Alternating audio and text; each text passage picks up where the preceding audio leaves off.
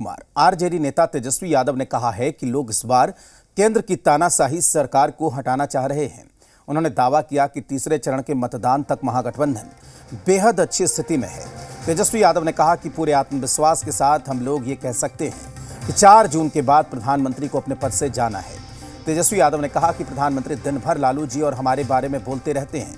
ये डरे हुए और घबराए हुए लोग हैं, ये कुछ भी कह सकते हैं। तेजस्वी यादव ने कहा कि प्रधानमंत्री नरेंद्र मोदी संविधान और लोकतंत्र खत्म करने पर आमादा हैं।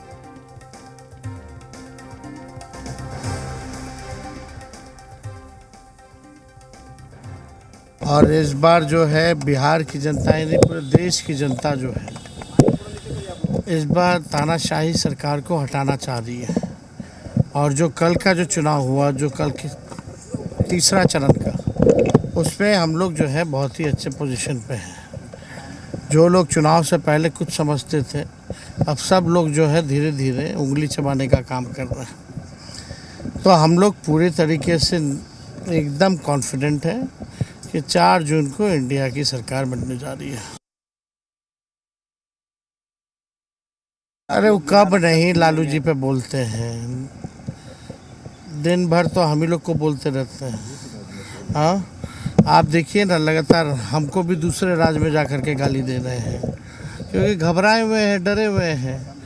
और हमने तो पहले ही बोला वो पीरजादे हैं, कुछ भी कह सकते हैं प्रधानमंत्री, केवल झूठ बोलते रहते हैं। तेजस्वी यादव के 4 जून को एनडीए की विदाई वाले बयान पर लोक जनशक्ति पार्टी रामविलास के राष्ट्रीय अध्यक्ष चिराग पासवान ने कहा कि प्रधानमंत्री की तीसरी बार पीएम पद की शपथ लेने वो जा रहे हैं। उन्होंने कहा कि जितना ध्यान विपक्ष के नेता मेरे प्रधानमंत्री पर देते हैं, अगर उतना ध्यान अपने प्रत्याशी पर दे देते तो संभवतः उनकी जमानत बच जाती। भाई, प्रधानमंत्री जी तीसरी बार प्रधानमंत्री पद की शपथ लेने जा रहे हैं।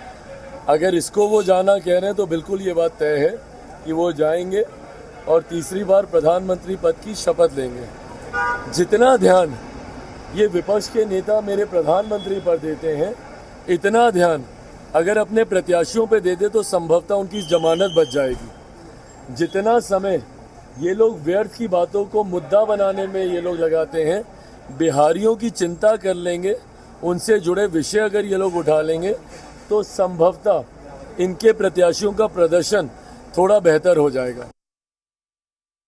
तेजस्वी यादव ने दावा किया है कि 4 जून के बाद प्रधानमंत्री को अपने पद से जाना होगा। उनके इस बयान पर जेडीयू ने प्रतिक्रिया देते हुए कहा कि तेजस्वी यादव का आत्मविश्वास पूरे तरीके से हिला हुआ है।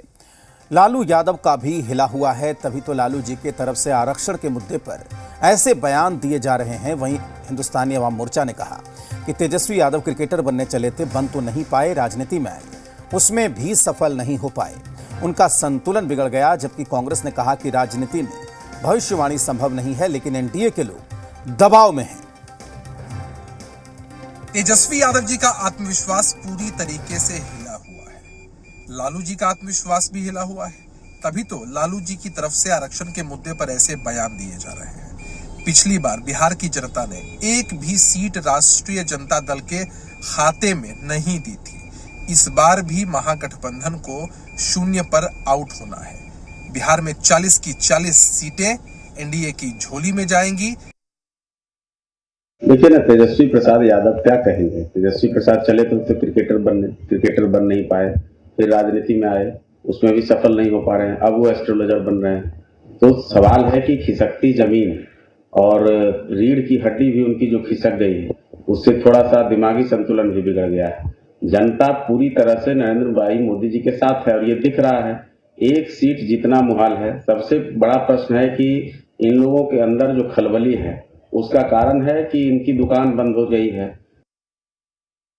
देखिए, राजनीति में भविष्यवाणी संभव नहीं है, लेकिन एनडीए नेताओं के धर्म से जुड़े बयानबाजी, आरक्षण से जुड़े बयानबाजी, यह दर्शाते हैं कि कहीं न कहीं से सरकार दबाव में है और अपने को असहज महसूस कर रही है।